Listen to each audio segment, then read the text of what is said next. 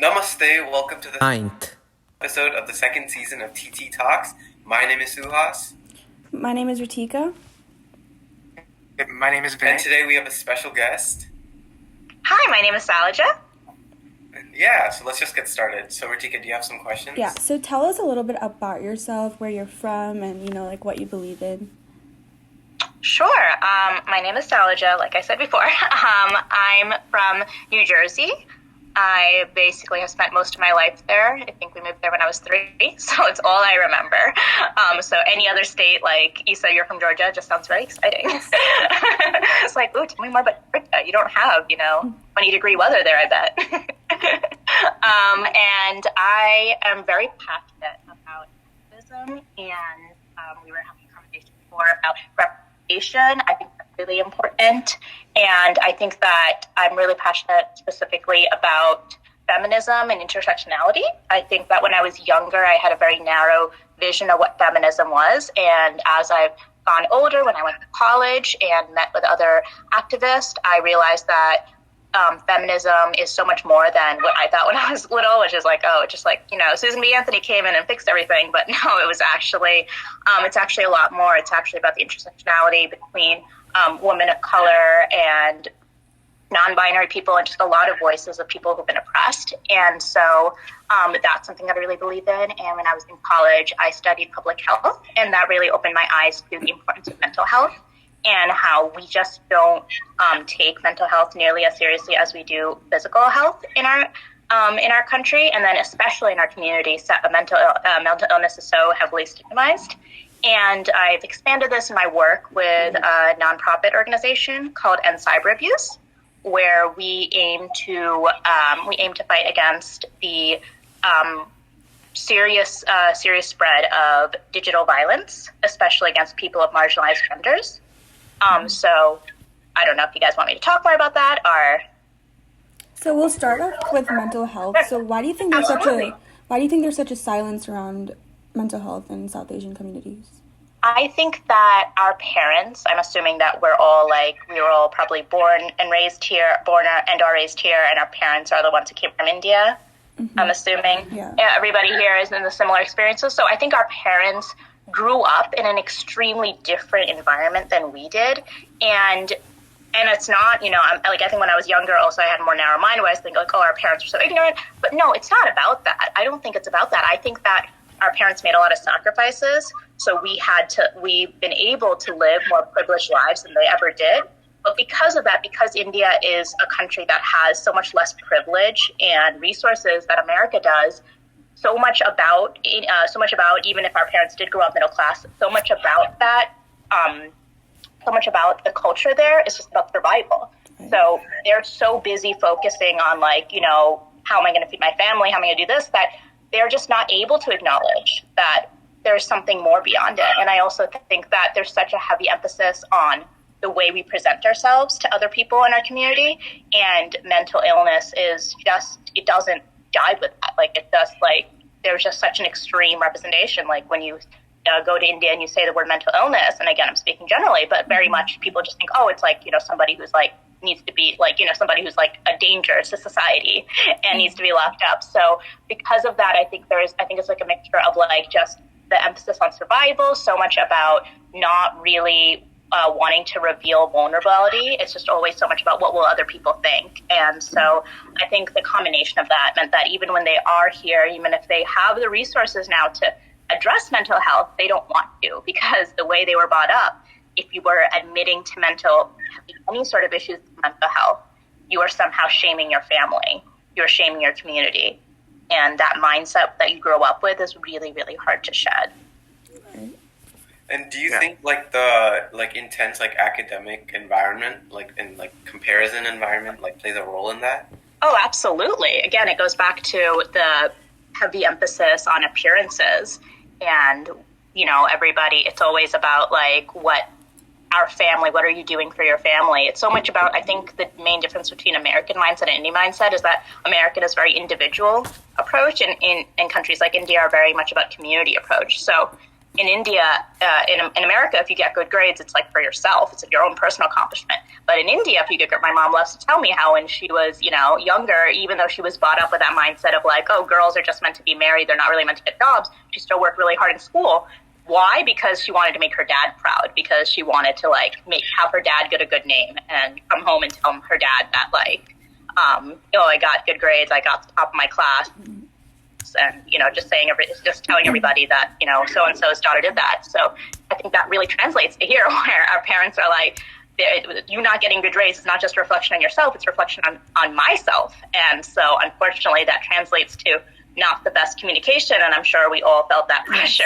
I'm sure you still feel that pressure now of like, always being told like, oh, why can't you, so-and-so's daughter is getting good grades and is in Model UN and is a head of swimming coach and goes to temple every week. But I think when you get older, you really, really do realize that everybody gets this experience. Right. I guarantee you, I'm forgetting his name, Vivek Murthy, the Surgeon General of America. I guarantee you his parents still make those comments. He's literally a doctor. He's literally the highest position a doctor can hold. And I guarantee you his parents are like, Sanjay's daughter visits for so much more than you do. There's no winning. There's no winning. I'm telling you, there's no winning. One of my best friends is like a software engineer for Google, and she lives in San Francisco, and like in so many aspects, she's like every parent's dream. And yet her mom said in front of me, said like, oh, I wish you were more like Sailaja. Sailaja's, always is there for her mom and visits her and helps her and takes her place. And just like, okay, so there's no winning. There's no winning. But yeah, so I really do think that I think it's a reflection on like the way we are so obsessed with appearances and wanting to be better, be the better family, be the better whatever. And unfortunately, it's very easy to internalize that. And I think it translates to a lot of people, especially young people our age, to having a lot of issues and feeling like they can't speak about it, especially with their parents. And it leads to a lot of burnout. And I think that I don't know. I just feel like, because I'm older, I just feel like I have to tell you, it gets better when you're older, trust me. Your eyes open a little bit when you're like, oh, everybody gets this. Everybody gets this experience. There is no winning. Anyway, I like that. Good question. Okay, Ritika? So what makes you so passionate to engage deeply with the issues in the South Asian community, especially? Well, I think that I've had my own personal journey with it, and I think that was really eye-opening. Like when I was really, really young, when I was a little kid, I have a very distinct memory of my parents asking me like, oh, what do you want to do when you're older? And I had just acted in a play. And I was like, oh, I loved acting in a play. I want to be an actress. That sounds like the best job ever. And immediately, and I was like 7 years old, and immediately my parents' faces just shut down. They're like, that is for Americans, which we all know is slang for white people, which again drives me nuts, but I have been able to get my parents to stop saying that. And again, they're like, my parents are the best. They're very loving, they're very supportive, but it was always like from such an age, it was always like there are a certain number of things you can do, and there are a lot of things you can't do. That was very much felt like when I was younger that my identity, my life was defined by being the color I was, by being the person, the family I was in, that there were certain things I could do and there were certain things I couldn't. There were certain things I could talk about and there were certain things I couldn't talk about. And so when I was in college and I like switched career paths, I was originally in the pharmacy program, and I realized that wasn't for me. And I realized that, oh my God, I really feel so alone right now because I feel like I can't talk about all the anxiety and issues that I had while I was in the pharmacy program and all the things that led me to realize it wasn't for me. And I wish I had asked for help earlier, but I realized I just didn't have the language for that. And I remember that I had another friend who was in the pharmacy program who was also South Asian, and she did it for one more year than I did, and she also kind of had the realization that it wasn't for her. And I remember sitting down with her in a Barnes & Noble cafe, and we talked for hours. And I was just spending so much time reassuring her, saying like, hey, I was in your position a year ago, and I felt so alone because I felt like I was, just not tough enough. Like there's something wrong with me because I was, having these issues, and really was just a result of me not being happy with the program that I was in and just not having the language to realize, oh, okay. So just like, somebody says like, hey, I, can't be near this cat because it gives me allergies. It's the same thing as saying like, okay, I can't be in this environment because it's triggering a lot of, issues for me with my mental health, and it's making me miserable. And what is the point? And so there's so much shame around the second sentence, and there's not any shame during the first sentence, Nobody's going to be like, oh, you're just making it up, it's just in your head, spend some more time with a cat and you'll get over the allergy. But again, it's the way that people talk about physical health versus mental health. I think that was today, because that really formative experience I had in college, because I think in high school I internalized a lot of it. I was I'm getting good grades. I'm tough enough. Like those other people who aren't, they're just weak. And it wasn't until college I was like, oh no, everybody's different. Everybody has their own issues. Everybody has their own struggles with mental health and physical health. But for some reason, we as a society, and especially within our South Asian community, stigmatize talking about mental health so much, to the point where students kind of don't ask for help until it's too late. And that can be really scary. Vinay, do you have any questions? Yeah. What's one lesson that your job has taught you that you think everyone should learn at some point in their life? Oh, it's a really, really good question. So I would say, again, I think I mentioned, I work for a nonprofit called End Cyber Abuse that fights against tech abuse that people marginalized gender face. The most common thing that we see in our line of work is image-based sexual abuse, which is more commonly known, which is sometimes referred to as revenge porn, which is a term we don't like to use because it further victimizes survivors of it. But basically, it's when, people share intimate images of somebody else without their permission. And we see this a lot of times in high-profile cases like the Katie Hill case, and how it was used to silence her and how it was used to essentially force her out of her job. And it happens every day in countries like everywhere, but it's a real issue in countries like India because, again, it's very similar to mental health. There's this huge stigma against sexuality. So just the idea, for example, it could be a relationship where somebody had shared pictures with consent, which is fine, but then the relationship ends. And then that partner might, usually it's the male, but not always. For example, the ex-boyfriend might say, oh, you broke up with me. I have these pictures of you. I will share them with your parents and your family, and everybody will know, that you did this. And the shame is so strong that sometimes the person ends up killing themselves. Just the threat alone is that. And I didn't mean to make this so heavy, but my point is that I've seen so much of this in my work, and I realized that, the importance of being able to speak up against things like sexuality and things like mental health is so, so, so, so, so important. And the language that we use is so essential that we can't judge other people for doing anything. And in reality, a lot of this is used usually to silence women or people of marginalized genders. It's usually used to keep people down because, again, when a male celebrity has his intimate images leaked, it's not a big deal. It's a joke for a few days and they move on. But it happens to a female, all of a sudden, they're faced with a barrage of threats, a barrage of abusive language online and off the digital space. And so what I've realized is that we don't all occupy the same world. People who are African American face higher rates of abuse than people of other races. People who are women face much higher volumes of sexist and demeaning language than they do. And so I think that we have to stop acting like everybody experiences the system the same way. And so relating back to your question, I realized that a lot of people who are able to speak out against that, yes, they are brave, but also a lot of times they're, white women. They're women who have higher means. And so just the ability to speak up while an act of bravery is also a huge, huge privilege that not everybody has. And so I really learned that we need to be able to take any privilege that we have and use that to help people who might not have the same privilege, allow them to facilitate the way that they can share.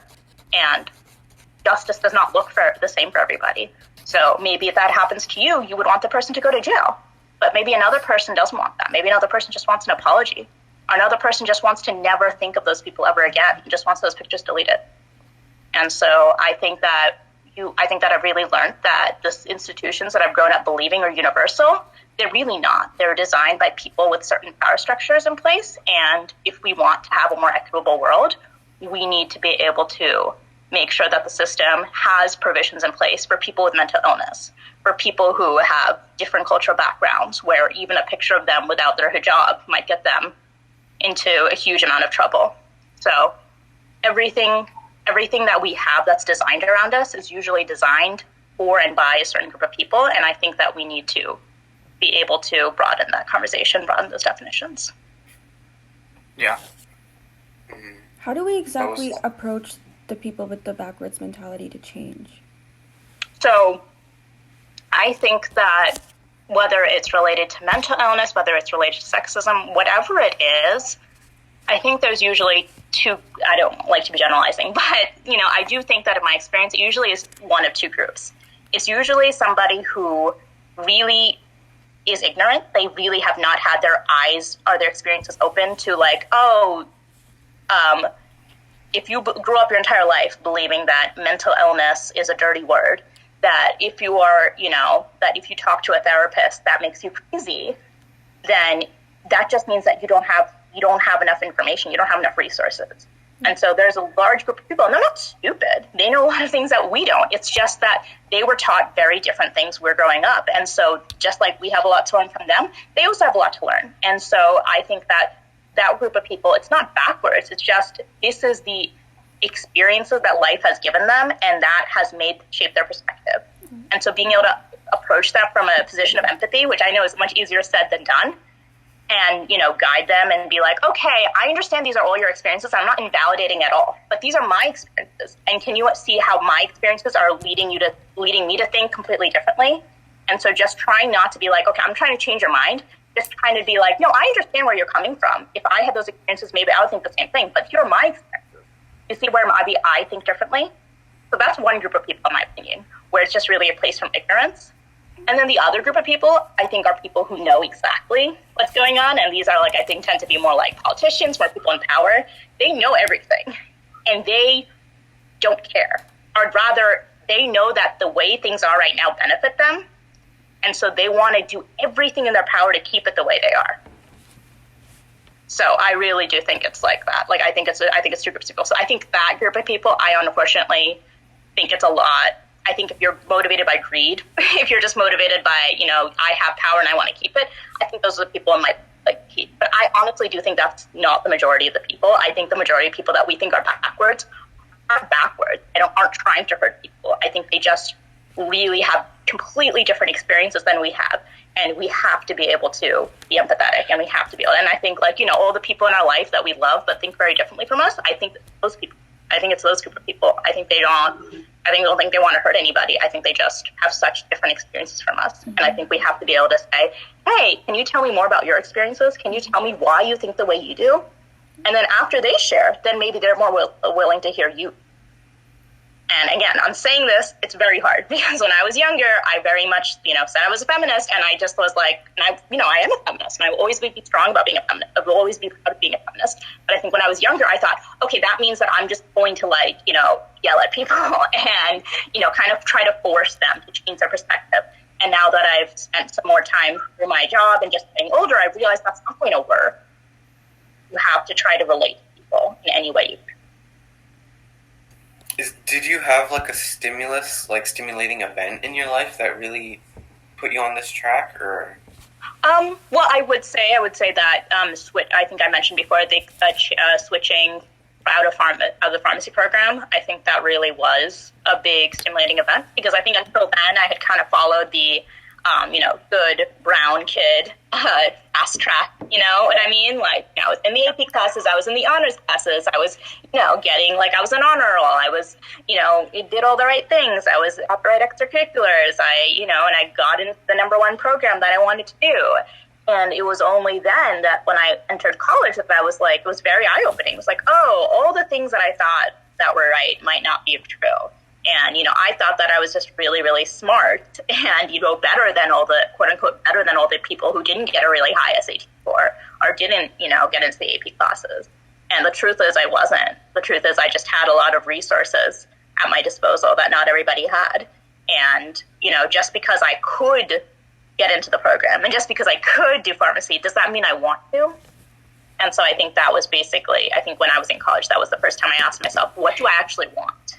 And that was when I realized that, okay, this is not something that I'm actually passionate about. And I switched fields. I think that was really the stimulating event, because I think until that moment, I had defined so much of my identity around, like, I'm Sailaja. I'm, the good brown kid and the feminist. And I'm going to, get good grades in school. And I'm going to, yell at people if they say sexist things. And I'm going to be, I'm going to go to pharmacy and become a pharmacist. But then I realized, I don't actually want to do that. And yeah, I am a feminist, but maybe I should learn more about what that means and learn about intersectionality. And so, I think it was really realizing that I had based so much of my identity around not really healthy things. It's not healthy to base your entire identity about being good at school. It just isn't. Because what happens when all of a sudden you're not doing good at school? What happens when you fail a class? Then your entire sense of self-worth comes shattering down. And so I think, and I'm also, in my other job, I'm an educator. I work with I work with, high school kids, and I really see that reflected, and it breaks my heart sometimes. Okay, so a lot of these patterns that I see, that I tried to break, I'm seeing replicated here. So I try really hard in my, capacity to be like, okay, I know that you didn't do well on this test, and it's really, really, really, really sad, but understand it's not the end of the world. Understand that there will be other tests. Understand that 10 years from now, you won't even think about this test. This test will not define your life, whatever it may be. So I think that was when I realized that, okay, I'm really passionate about mental health. I'm really passionate about activism, and I really want to work with younger kids so they don't, make the same, I don't want to say make the same mistakes, but have the same experience. I want them to not wait until college to be able to, talk about mental health. And, I think it's really true. I think, when I was in high school, I don't think that anybody in my high school would start a podcast about mental health. So I think that there's a lot of progress being made, but I think we still a lot more to be done. Vinay, do you have any more questions? Oh, sorry. No, go ahead. Oh, not really. okay. Do you have, what, activities or, programs have you done in India specifically? In India? Mm-hmm. Well, I work through end cyber abuse, and so we're a collective of people throughout the globe. So we have people based in India, people based in London, and people based in UK, and people based in US. So even though I haven't been able to attend any of the events in person, I did help organize. We did an event in India that had a lot of people talk about their experiences with image-based sexual abuse and what consent means to them. And I wish that I could have been there in person, but obviously that was not an option. So just being able to be involved remotely and be able to look through the material we got afterwards and generate content based off of that was really eye-opening. Mm-hmm. And just realizing, okay, a lot of people want to talk about this in India, but they're just being really heavily discouraged from doing so. So we really need to give people the resources and the language to be able to do so.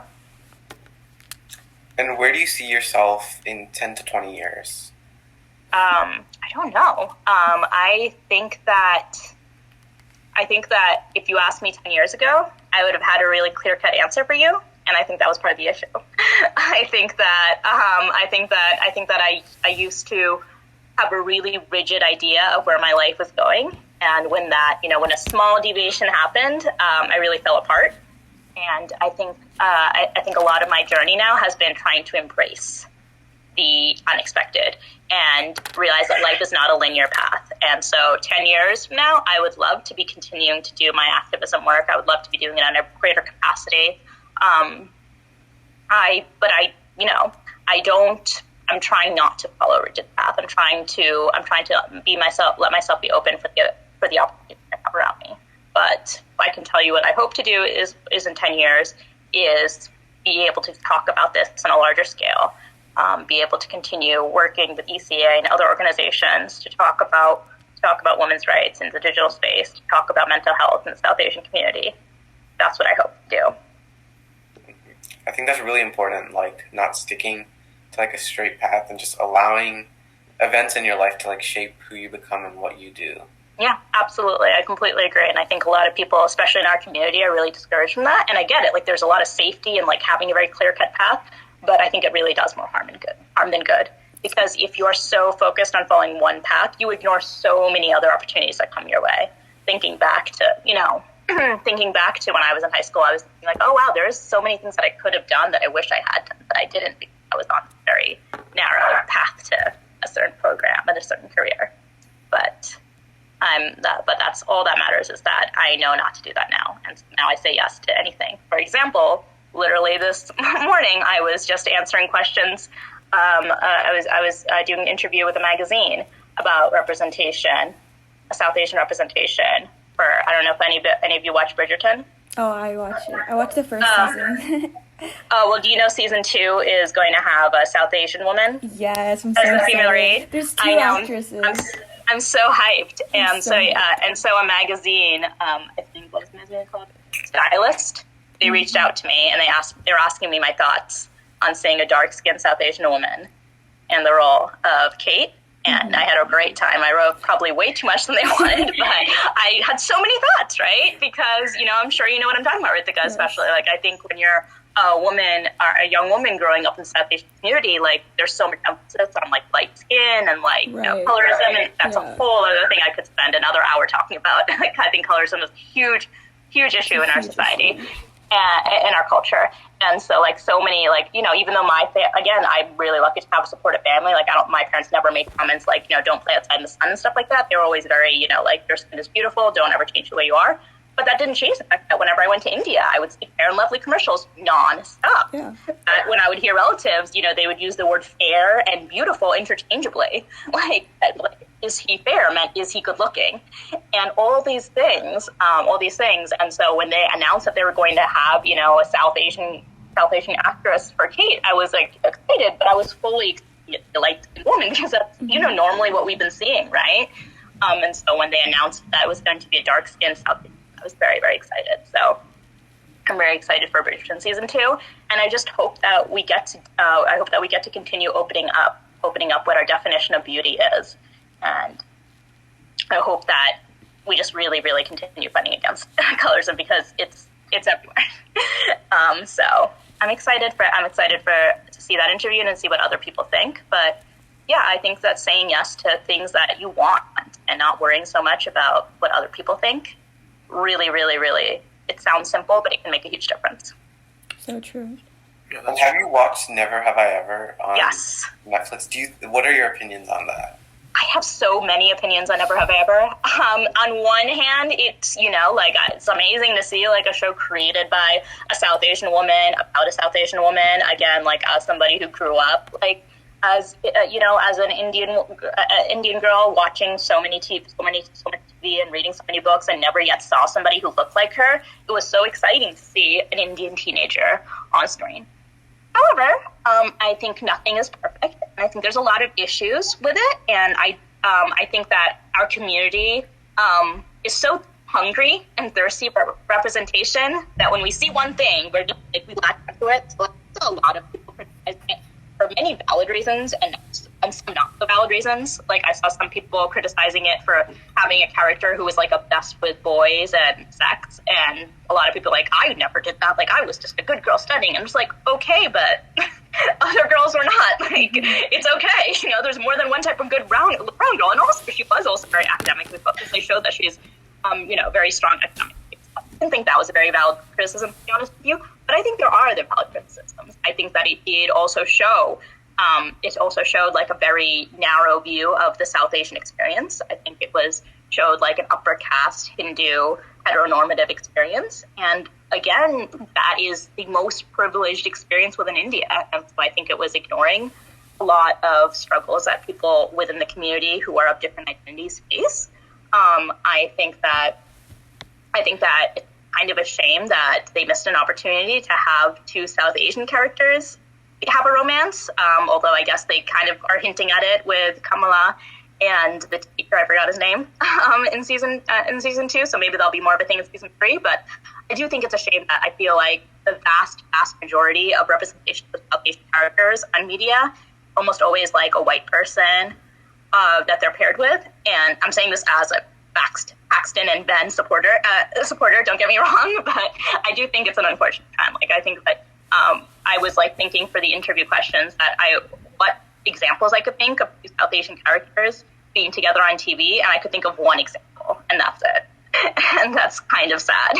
Yeah. So I think that's something that could be fixed, and I think they addressed a lot of these criticisms in season 2, and I like that they pointed out that Davy didn't have any other Indian friends, and like, that's just not your experience, right? Like, look at you guys. Like, the most Indian kids in America have Indian friends. It's just the reality. So I think that I don't know what the deal with that is. I don't know if they don't want to make it too Indian, but I think that's BS, because the fact is, a lot of South Asian people tend to make friends who are also South Asian. They have friends who are not South Asian too, of course, but this idea of like, these Indian kids being like, embarrassed of their own Indian identity, I just think it's kind of outdated. Like, I think that maybe 10 years ago, 20 years ago, that was more a thing, but I think South Asian kids now are lucky enough to be more proud of their identity and embrace it. And so I would love to see a show where it's more about that, where it's, the teenager is like, I love Indian food, and I have my Indian friends, and also I, want to do something completely different than what my parents want me to do. So, it's not an either or. You can both have strong Indian roots and also not a desire to be exactly what your parents want you to be.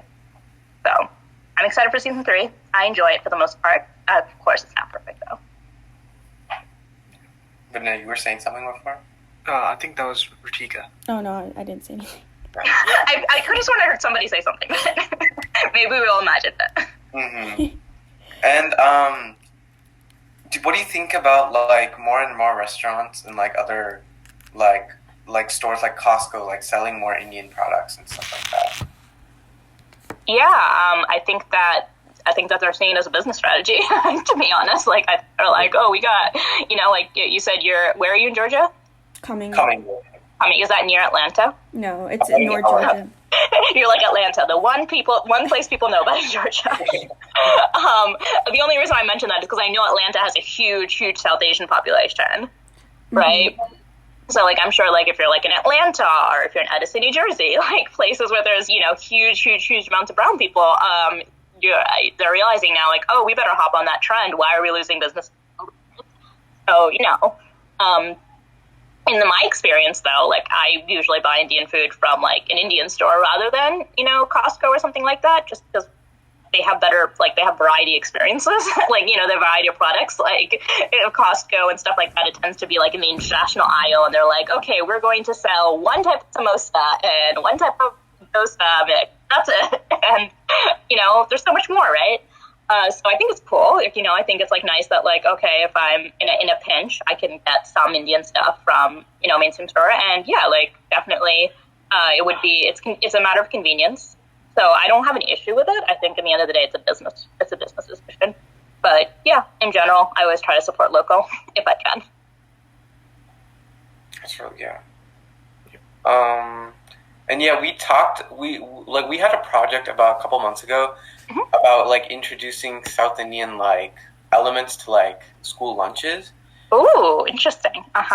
So yeah, we talked at our like Board of Education. Wow. They served something Indian. I forgot what they did. Do you guys remember what they served? I don't know. I think it was it a curry? Something, yeah. I think it was spring rolls. I don't get spring rolls. No, it's not spring rolls. Spring rolls are not Indian. Come on, Sailaja. Asian. You got some like roti. I think it was like sambar, maybe? Was it sambar? Yeah, I thought it was roti, right? That's samosas. Okay. I feel like samosas is the safest option. Everybody likes samosas.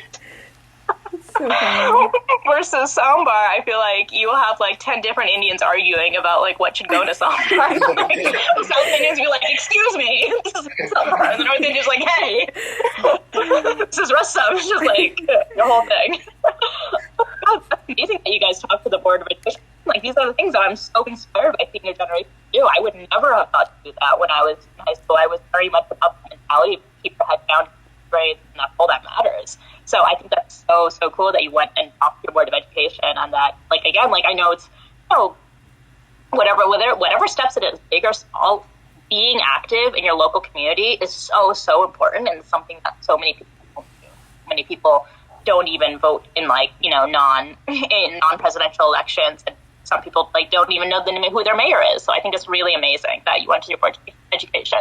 And I think it's great because, especially, I'm vegetarian, so I know growing up, if I always got lunch from home, because I never really liked the food options there, and if I ever forgot my lunch, my only option would be I think their pizza, which was not good. I don't think cafeteria school pizzas are that good. No. Yeah. So yeah, I think it was just like a pizza, and sometimes I was just like, I really don't want to eat this. I don't have a choice. And now that I'm, you know, I'm not vegan, but like I'm trying to be, you know, like more like partially vegan. And so I'm thinking about, like, oh God, if I was vegan and I forgot my lunch, I would have nothing to eat because they really don't have. So any sort of way to make the lunch more inclusive, it would be great. And yeah, if you have a large South Asian population, it makes sense to include meals for them. Yeah. Sure. And yeah, they started actually carrying towards more diets as well. Oh, so, yeah, that's really good. They have like salads. They have like vegetarian and vegan options. That's great. Mm-hmm. Yeah, that's great. Again, it's really one of those things that is inspiring. Is just like seeing like how people are changing, to be more inclusive in this stuff. Because I remember in elementary school, there was a barbecue, and I definitely told somebody I was vegetarian, and I think like they were like, and I think like I have such a strong memory of like I was like a little kid, right? I was like in second grade. I was like, oh, I'm vegetarian. Can I eat that? They're just like, yeah, and they put it on my plate, and another teacher came running, slapped me, like, no. The teacher was like, get that. I was like, and then I was just like, okay, I'm just not gonna eat anything, I guess. I was just like eating fries. So just seeing that happen. But then I remember when my brother was, who's 4 years younger than me, I remember when my brother went to this barbecue, they had a veggie burger. It didn't taste good. Like, now, you know, and now there's like actual, you know, multiple options. So yeah, it's great to see that. Mm-hmm.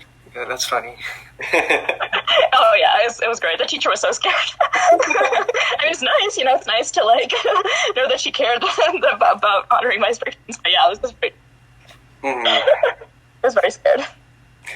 Yeah, I think a lot more teachers are more aware about like South Asian diets and other stuff. Yeah, again, like also in elementary school, I remember they had like this thing called like snack time, where the teacher would read a book and you just snack. And I remember I bought a snack. You guys know like dosas and stuff like that. Yeah. I remember my mom made a dosa that I really liked. She wrapped it in aluminum foil and she bought it with me, and I was eating it during snack time. And all these other kids are like, oh, that smells so bad. And the teacher took it aside. And today, that really bothers me. Like, why didn't I pick up myself? All these kids were around me eating fish sticks and like chicken fingers, and all these felt really bad to me, and I wasn't saying anything. And so it's very much like I'm glad that people are waking up and realizing how whitewashed we make food, and like how we consider like food for that white people consume normal, and like food that non-white people consider not normal. So I know that wouldn't happen now, so that makes me happy at least. Yeah, there's definitely some insults when it comes to like the food, like insect spices. So yeah. Yes, because they only some people, I'm not going to say who, but some people think salt and pepper are the only spices. So when they see anything other than that in food, they freak out. Mm-hmm. Yeah, that was a really good conversation with you, and we learned a lot. Yeah, I enjoyed that. We learned a lot. Oh, really? Yeah. Oh, thank you. I know I was talking a lot, so I'm sorry if I was talking too much. I just am very passionate about these topics, and honestly, just seeing the three of you is so inspiring. I don't know, I thought you were in college, so realizing that you were in high school, like that you're even younger than I thought, is really, really inspiring. And you are such an inspiration to all of us. Oh, yeah. So many young kids. Thank you. I'll listen to it. I will share it with everybody. I will tell people to subscribe. I'm going to subscribe. I didn't know you had a YouTube channel, so I'm subscribing to that YouTube channel the minute this call is over and watching some stuff. What would you say is your favorite aspect of doing this together? that you've been doing since last summer? Like, what have you learned the most? Or what have you enjoyed the most? There's been one experience where this like white middle-aged woman asked us to teach her Telugu because she had South Asian in-laws, and that's really, Wow. really that was a really interesting situation for us. And That's so cute. Mm-hmm. That's so cute. So, are the three of you teaching Telugu? Yeah. Yeah. Wow, how's that going? It's good. Good. She's a really good student. Wow, she's inspiring me. I need to take classes from you to brush up on my Telugu. I can understand it perfectly, but when I speak, I sound like a drunk toddler. So there's some issues there, and so well, now this white woman is like, okay, she's shaming me. If the white girl can learn Telugu, so can I. Did you, the three of you, when you were younger, did you go to Telugu classes to keep your Telugu? Yeah. I'm noticing that. Classes. Yeah, I'm noticing that, and that's really something I wish that I had when I was younger. I'm noticing my younger cousins and stuff like that have those resources available to them, and I think it makes a big difference in keeping your Telugu. Mm-hmm. Because for me, my experience was I spoke Telugu fluently until I was 4, until I was I'm older than that, until I was 6 or 7, and then when I was whatever age that was, 1st grade or 2nd grade, a teacher, I was a little bit slow when it came to reading, and the teacher basically freaked my parents out, saying she she needs to speak English at home because her English levels are low, and she's going to be an ESL. That one summer, my parents freaked out and only spoke to me in English and yelled at me if I spoke in Telugu, and that's it. That's all it took to lose it all. Wow. And again, I think teachers are more sensitive. I think teachers now would not say that. I'm glad that your generation and beyond is getting more research. Mm-hmm. All right, thank you for your time today. Yeah, absolutely. Thank you so much for asking me, and please let me know when this is uploaded. I will listen eagerly. Good luck in the rest of the project, and I'm going to be watching you. I'm really excited. We'll be grateful.